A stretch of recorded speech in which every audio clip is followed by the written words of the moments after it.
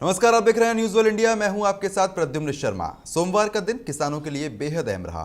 क्या इस दिन किसान आंदोलन को लेकर सुप्रीम कोर्ट में सुनवाई हुई? इस मामले को लेकर सुप्रीम कोर्ट ने केंद्र सरकार को कड़ी फटकार भी लगाई है। इस मामले को लेकर किसान क्या कहना चाहते हैं, चलिए आपको एक बार विस्तार रूप से इसके बारे में जानकारी देते हैं। केंद्र सरकार के नए कृषि कानूनों के खिलाफ किसान आंदोलन लगातार कर रहे हैं। 48 दिन बीत गए हैं। आंदोलन और कृषि कानून से जुड़े सभी मामले सुप्रीम कोर्ट में सुनवाई उस पर हो रही थी। ऐसे में किसानों की पैरवी वरिष्ठ वकील प्रशांत भूषण और दुष्यंत देव ने की है। केंद्र और किसान संगठनों के बीच अब तक हुई 8 राउंड की बैठक बेनतीजा रही है। सुप्रीम कोर्ट में मामले की आखिरी सुनवाई 17 दिसंबर को हुई थी। और वहीं वकील दुष्यंत दवे के मुताबिक पंजाब के किसान संगठन कभी भी गणतंत्र दिवस की परेड को बाधित नहीं करना चाहेंगे। हर परिवार से लोग सेना में हैं, हम रामलीला मैदान जाने देना उनको चाहते हैं। इस मांग पर अटॉर्नी जनरल ने कहा है कि कोर्ट साफ करे कि किन प्रावधानों पर रोक लगेगी। इसके बाद चीफ जस्टिस ने टिप्पणी करते हुए कहा है कि हम आलोचना को दोहराना नहीं चाहते, लेकिन आप स्थिति को संभालने में असफल रहे हैं। सुनवाई के दौरान एक याचिकाकर्ता के वकील पीएस नरसिम्हा ने कहा है कि कुछ ही लोग विरोध कर रहे हैं। इस पर चीफ जस्टिस ने कहा है कि हो सकता है कि आपके क्लाइंट और कई लोगों को कानून नहीं सही लगता हो, लेकिन इसके मौजूदा समस्या का हल नहीं होगा। बेहतर है कानून पर रोक लगे और सब कमेटी के पास जाए। नरसिम्हा ने कहा है कि सरकार को थोड़ा समय दें।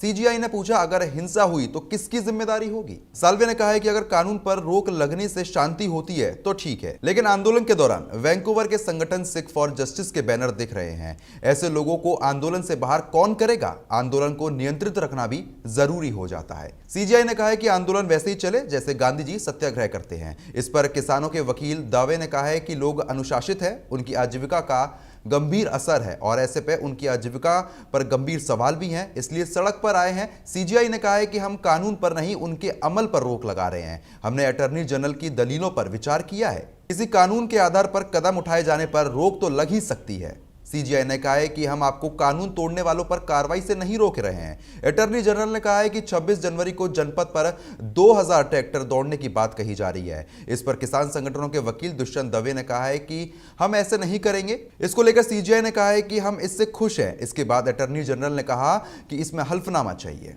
अटॉर्नी ने कहा है कि तमाम मामलों में कोर्ट ने संसद के कानूनों पर रोक नहीं लगाई है, इस बार भी ऐसा नहीं करना चाहिए। सीजीआई ने कहा है कि हम उन मामलों की जानकारी है, आप अपनी दलीलें दीजिए। इसके बाद अटॉर्नी जनरल ने कहा है कि किसी कानून पर तब तक रोक नहीं लगनी चाहिए जब तक पहली नजर में असंवैधानिक या मौलिक अधिकारों का हनन करने वाला ना लगे। ऐसा कुछ इस मामले में नहीं है। सिर्फ 2-3 राज्यों के कुछ लोग इसका विरोध कर रहे हैं। आप विचार कीजिए कि बाकी राज्यों के लोग इसके साथ क्यों नहीं आए। अब तक सब कुछ शांतिपूर्ण रहा है, लेकिन कल एक दुर्भाग्यपूर्ण घटना हुई है। एमपी के कुछ किसान संगठनों के लिए वरिष्ठ वकील विवेक तनखा दलील रखने की कोशिश की है उन्होंने। इस पर सीजीआई ने कहा है कि हम आपकी याचिका पर भी आगे सुनवाई करेंगे। आप किसी राजनीतिक दल के लिए आए हैं या किसान के लिए? आज एक पार्टी ने बताने की कोशिश की है कि हमें क्या करना चाहिए। आप सब सार्वजनिक जीवन में हैं, ऐसा करना सही नहीं है।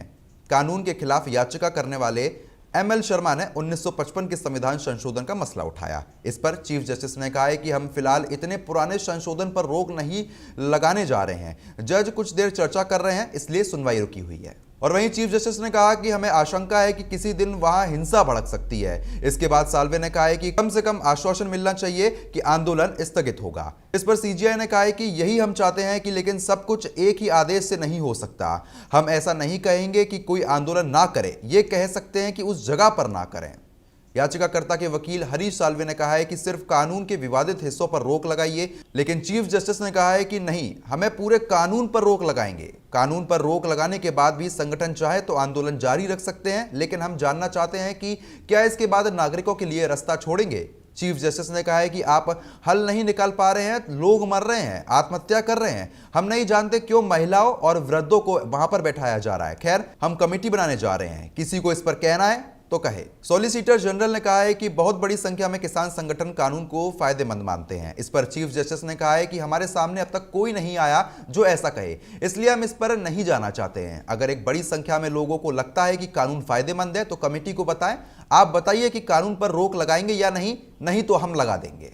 और वहीं अटॉर्नी जनरल ने कहा कि कानून से पहले एक्सपर्ट कमेटी बने, कई लोगों से चर्चा की, पहले की सरकार भी इस दिशा में कोशिश कर रही है। इसके बाद सीजेआई ने कहा है कि यह दलील काम नहीं आएगी कि पहले की सरकारों ने इस पर काम किया था या शुरू किया था। आपने कोर्ट को बहुत अजीब स्थिति में डाल दिया है। लोग कह रहे हैं कि कोर्ट को क्या सुनना चाहिए क्या नहीं, लेकिन हम अपना इरादा साफ कर देना चाहते हैं, एक साझा हल निकले। अगर आप में समझ है तो फिलहाल कानून को अमल पर जोर मत दीजिए, इसके बाद बात शुरू कीजिए। हमने भी रिसर्च किया है, हम भी कमेटी बनाना चाहते हैं। पूर्व केंद्रीय मंत्री और शिरोमणि अकाली दल के नेता हरसिमरत कौर बादल ने कहा है कि 1.5 महीने से किसान को ठंड में बैठाकर रखा जा रहा है। आज सरकार किसी नतीजे पर नहीं पहुंची है। इससे स्पष्ट हो जाता है कि 3 कानूनों को वापस लेने का सरकार का इरादा बिल्कुल भी नहीं है। किसानों की जो जान जा रही है और उन्हें भी कोई परवाह नहीं है।